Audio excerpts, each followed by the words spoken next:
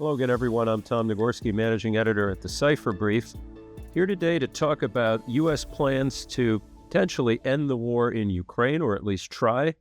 Those plans and the possibility of negotiations appear to be gaining some critical momentum. Donald Trump says he has spoken to Vladimir Putin. He says he plans to meet soon with Ukrainian President Volodymyr Zelensky. And the top American envoy to Ukraine, retired General Keith Kellogg, is headed for a major global security conference this weekend in Munich, where the war and a potential end to the war is going to be front and center. So there's a lot going on. We actually go to Germany today, which is where we find retired Lieutenant General Ben Hodges, who Cipher Brief viewers and readers will know well, a frequent commentator, not just on the war, but lately mostly on the war in Ukraine, from lots of different angles. Always great to have you with us, Ben Hodges.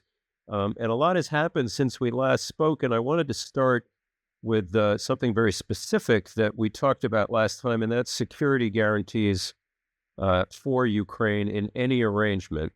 And what we're hearing now is one, again, just maybe floated element of a potential deal is the notion that a European security force might be put into play, called upon to somehow act as a buffer between the Russians and Ukrainians, wherever they wind up when and if the war ends. And I wonder if I can just start there with you. It's clearly something you know a ton about, given your experience in Europe and with the military.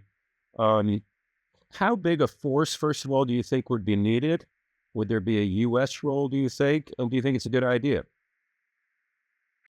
So we won't know the size of the force until we know the actual mission, what the requirement is. That's what will dictate how many people have to be deployed. Are they there to keep? Are they there to keep people apart, or are they there to observe? What's their task? I think that we're still probably quite a ways away from nations agreeing to provide troops to do this because there's so much is unknown. I did see where President Trump had talked about there were some minor progress, but then the Kremlin says that they hadn't heard from Trump.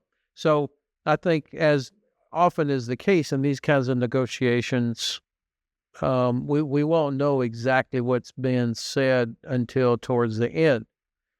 General Kellogg will be at the Munich Security Conference this week. I look forward to seeing him and hearing him speak at a couple of things and getting a better feel for the direction they're going. Recognizing excellence in national security, the Cipher Brief Honors Dinner celebrates those who've made a real difference in protecting our nation. It's an unforgettable evening with top leaders in the field. Join us in honoring these remarkable contributions. Reserve your seat now at cipherbriefhonors.com. On this issue of a force, you said last time we spoke, when we were speaking more generally about Ukraine's concerns in the future for its security, that really nothing short of NATO membership would probably be workable. And then you also said, unless it was something on order of a NATO force of the kind that we saw back in the days of the Balkan Wars. Is that still your view? Because it does seem that one thing, again, as you said, we won't know till we know, but it does not seem that NATO membership is forthcoming anytime soon for the Ukrainians. Yeah, unfortunately, I don't think that's in the cards. Not certainly not in the near term.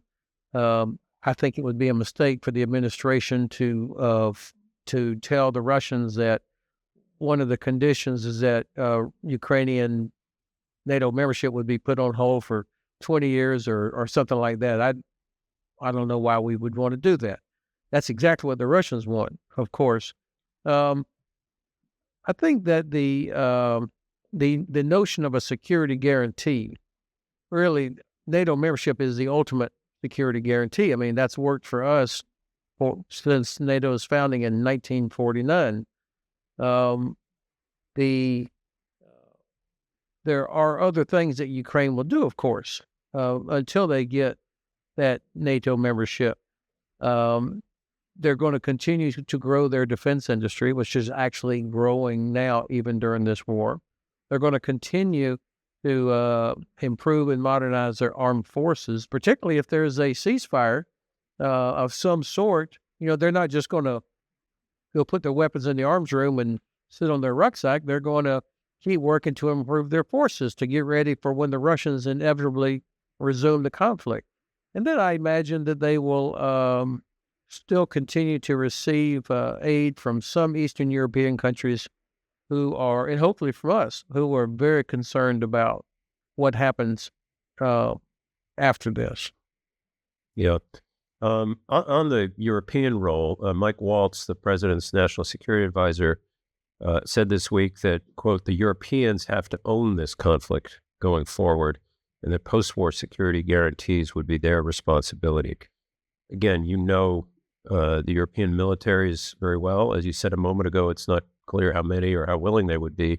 But how would you assess, let's say that that's the Trump administration's position, it's got to be on Europe to handle any security guarantees. How able and willing do you think the militaries and the leaders of Europe are to take that on?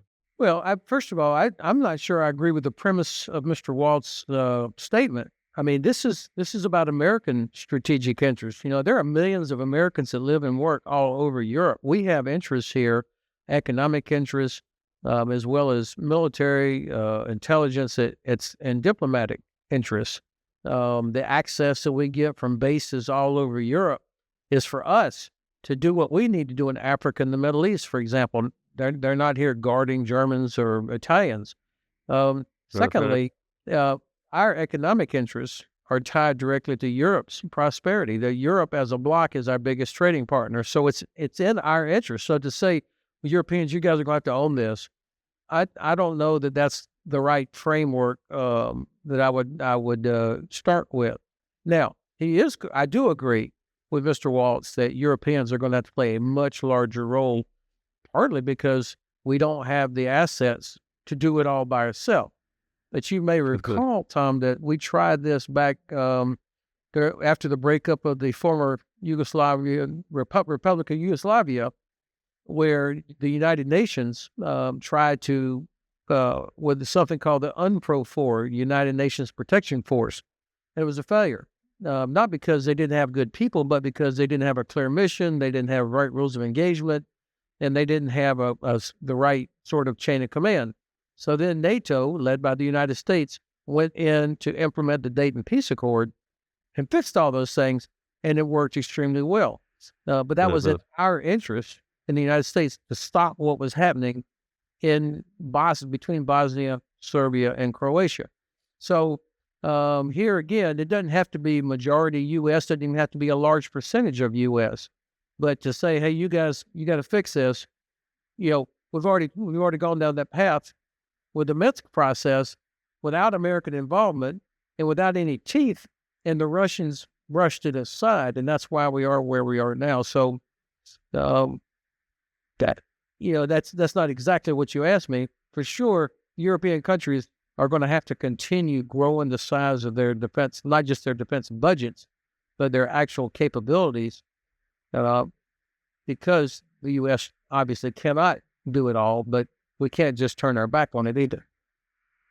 So apart from the political question about, as you pointed out, and the strategic question with the United States keeping an interest there, just back to the capability question, because again, a lot about European militaries. If, let's say, that it's a big if, that sometime soon there is a ceasefire and there is a clear mission that a force, the number 150,000 has been bandied about. I have no idea where that comes from or how real it is, but never mind the number, but a military force, European forces, are to go and be a buffer. Do you have confidence, concerns, anything else to say about, the capability now, not the willingness of European forces to do that kind of work and that kind of mission? I think the scale that we were talking about for an indefinite period of time, that would be a challenge. The normal rotation and deployment model for most countries is 6 months, which, by the way, is what our Marine Corps uses, is typically a 6 or 7 month rotation, because you can't sustain it that much longer. The U.S. Army typically goes for a year.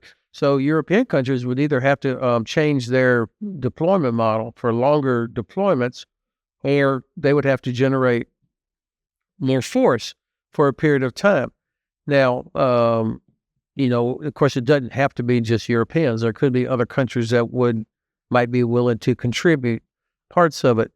But the more countries you have in this thing, I think the higher the risk that you don't have this unified force with real capability that would deter the Russians. And that's the key. The Russians have to look across there and say, okay, we're not going to violate the agreement because we will get punched in the face. And so the force that's there has to have capabilities in terms of air defense, long-range precision strike, got to have air, sea, land component, all the stuff necessary, drones, counter drones, and they have to have the rules of engagement that allow them to hit back hard, and the Russians have to respect that. If they don't, then this will be a failure. Yeah. And then coming back to the present moment, General, where, we haven't even really started, I don't think, any proper negotiating process here. And of course, as you pointed out in your earlier answer, the Kremlin has a say here. They're already articulating, through their foreign minister and spokespeople and so forth, some pretty hard lines that I assume will be non-starters in Kyiv. We don't have to list them all. But as we come to a moment, whenever it's going to begin on the sidelines at Munich or any place else, of a real conversation about the elements here, who at this stage would you say comes in a better negotiating position or with greater leverage? Mr. Zelensky or Mr. Putin? Well, I think the Ukrainians could point to the fact that even without adequate support from all of us, they have stopped the Russians, and that the Russians are in a very, very difficult economic situation. The Russians clearly do not have the ability to knock Ukraine out of the war. But I don't know. I don't have confidence that I really know that the ability of Russia's economy and their population to keep doing this beyond the end of 2025. We do know that Ukraine is being challenged to generate enough forces and combat power to fight beyond 2025. So it's hard to say who has the most leverage. I think this will depend a lot on outside influences. I am sure, though, that President Zelensky and Ukrainian leadership will not accept a bad deal, particularly if it was something that was made over their heads. You can't make them accept it.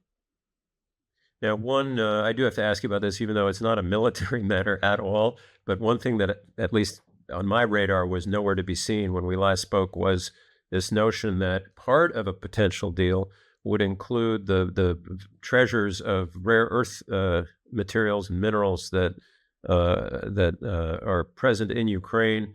And President Trump has said, well, the United States will, if we're going to do anything here, we're going to get a big piece of that.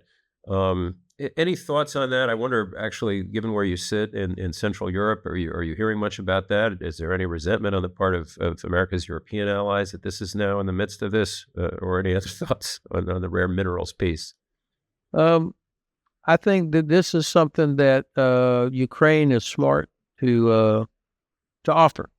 I mean, say, hey, look, this has never been just about charity for Ukrainians. This has been about strategic interest for all of us, about stability and security in Europe. Ukraine's ability to export grain to Africa and the Middle East has always been an important part of what the world needed. And so it's not surprising that they would also say, by the way, we're sitting on top of materials that a lot of people need or are important. Now, I've got to do a little bit more homework on this, but I am reading that much, if not most of this, is actually in the part currently occupied by Russia and the Donbass and eastern Ukraine. Not all of it, I'm certain, but the Ukrainians would know much better than I would where the deposits are, how easy is it to get to it and extract it, etc. But this is why I think it's important for serious investment. People with the big money, they want to come in and invest in Ukraine in its reconstruction and in being able to extract material resources from below the surface. They're going to be reluctant to do that if they sense that this war is going to start again. Right. And with Russia controlling Crimea, I mean, these are the kind of things that I think serious money people are going to hesitate because to extract the kind of things we're talking about massive mining efforts and not some guys showing up in pickup trucks. I mean, this is a big deal. Yeah, it'd take a long time too. All right, General, you've been very generous with your time. Last question, then I got to put you on the spot. Part of the reporting about what's happening at the moment in terms of plans for a deal puts forward a notion that by May the 9th, which, as you probably know, is the date on which the Russians celebrate victory over the Nazis. The rest of Europe and the United States does that on May the 8th. But anyway, Victory Day, that by then there will be a deal to end this war in Ukraine. You want to lay odds on that? Are you confident, hopeful, not so much? I have no confidence that there's any connection between that date, unless the Russians would like it if there was if they got a massive good deal out of this and they were able to declare victory. Have a parade, right? But the Ukrainians will be very familiar with that date also because, of course, they were part of the Soviet Union during the Great Patriotic War, and that would not be lost on them. But I think that, artificial dates like 100 days, 3 months, those are not relevant. What's relevant is what's the desired end state that we want to achieve in the region. And of course, Ukraine is not an island. So that to me is more important. But that's an interesting that you brought that date up. We'll see. I'll go get a head of lettuce and see which one happens first. We're going to leave it there. General Ben Hodges, always a pleasure. Appreciate your insights. And we will talk during or after the Munich Security Conference. Good luck there as well. Thank you. Thank you, Tom.